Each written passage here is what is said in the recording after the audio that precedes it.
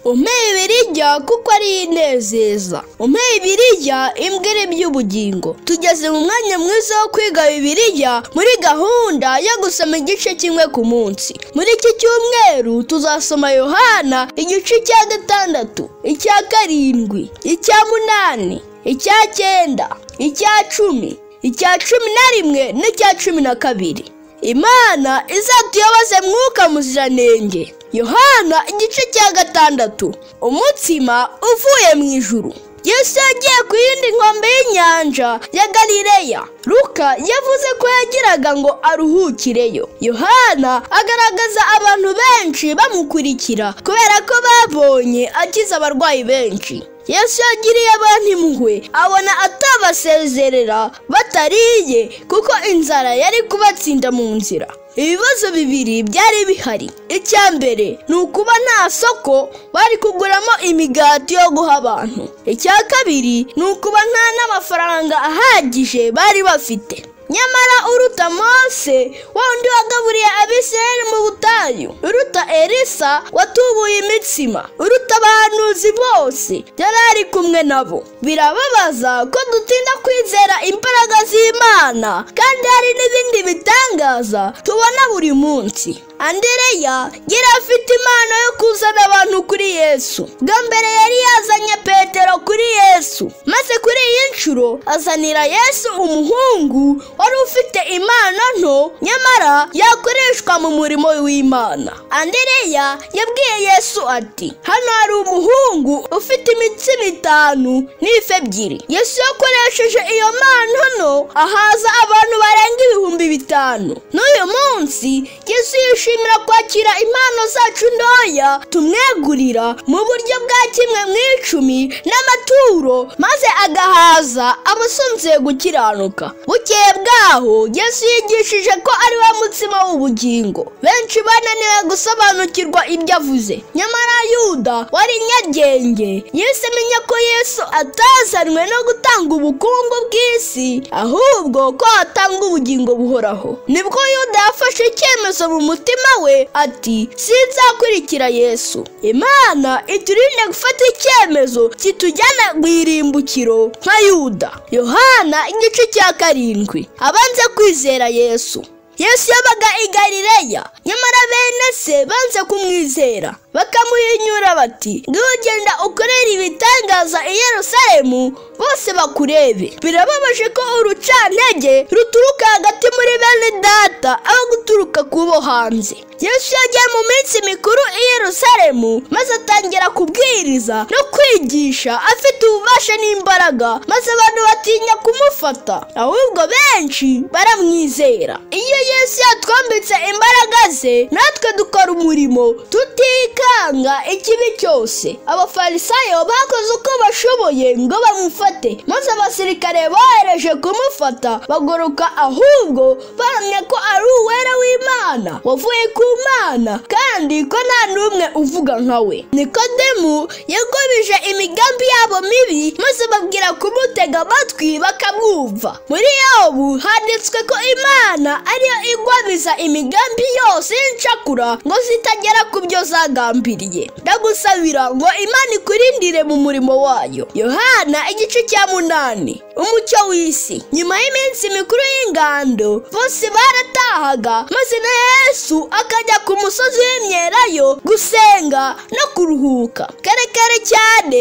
Yesu yazindukiye mu rusengero maze arigisha. Hari umukobwa wari umusambanyi bazaniye Yesu ngo amucirirwe gupfa. Yesu aramureba aramubabarira, maze aramubwira ati, mwana wanjye singuciraho iteka. Yari yarabwiye Nikodemu ko Imana itatumye umwana wayo mu isi gucira abari mu isi ho iteka, yabikoreye kugira ngo abari mu isi bose bakizwe nawe. Yesu yahamirije abantu ko ari we mucyo w'isi. Abwira abantu ko nibatihana bazapfana ibyaha byabo, maze abwira Abayuda bamwemeye ndetse n'abigishwa be ati, nimuguma mu ijambo ryanjye muzaba abigishwa banjye nyakuri, kandi muzamenya ukuri, ukuri niko kuzaba batura. Imana itubatuze kugira neza kwayo. Yohana igice cya 9. Uwavutse ari impumyi. Umuntu yagize ibyago avuka atabona. Abantu benshi baribazaga bati, mbese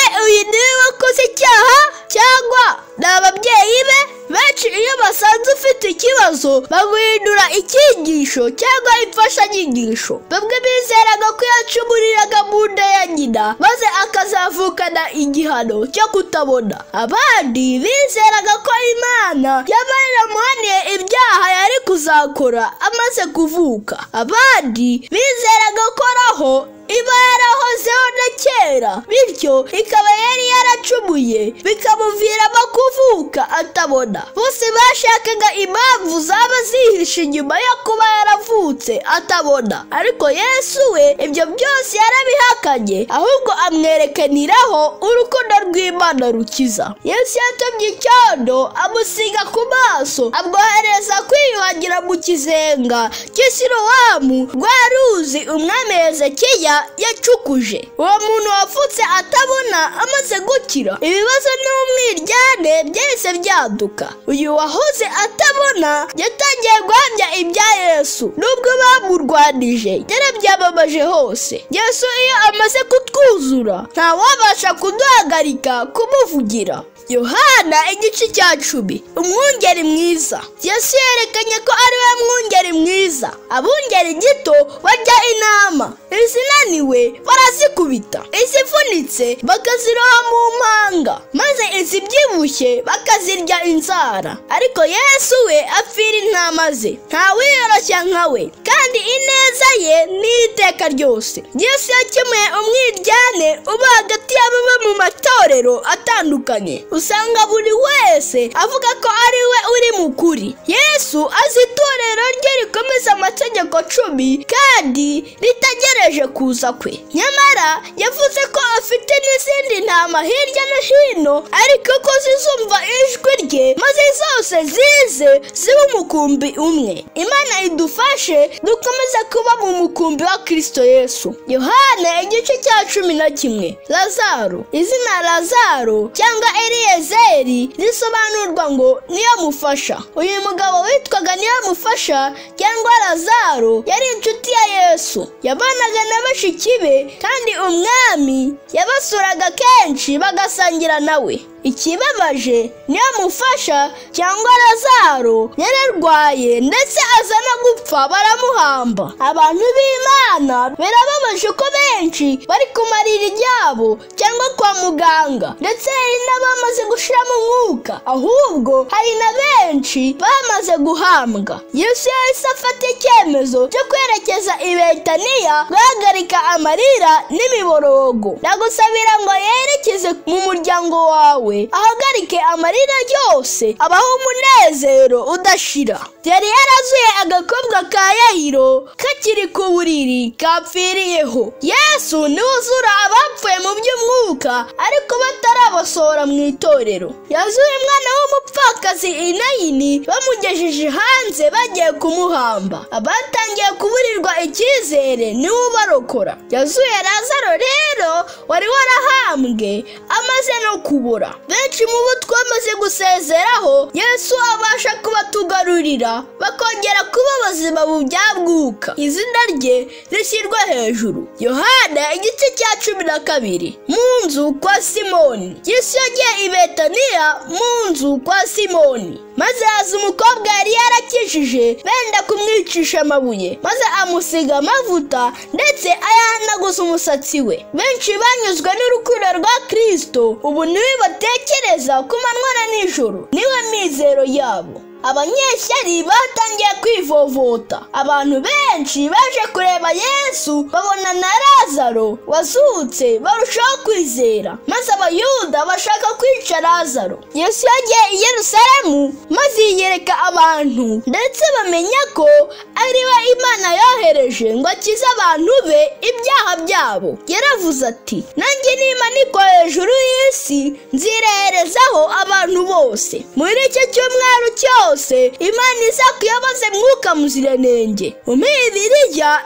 imbwira iby'ubugingo umpe n'amagambo Yesu yavuze. Tugeze mu mwanya w'ibibazo. Icya mbere, ninde yafashe icyemezo mu mutima we cyo kutazakurikira Yesu? Icya kabiri, Yesu yazuye abantu bangahe? Icya gatatu, ni iki Imana itatumye umwana wayo mu isi? Imana ibahe umugisha.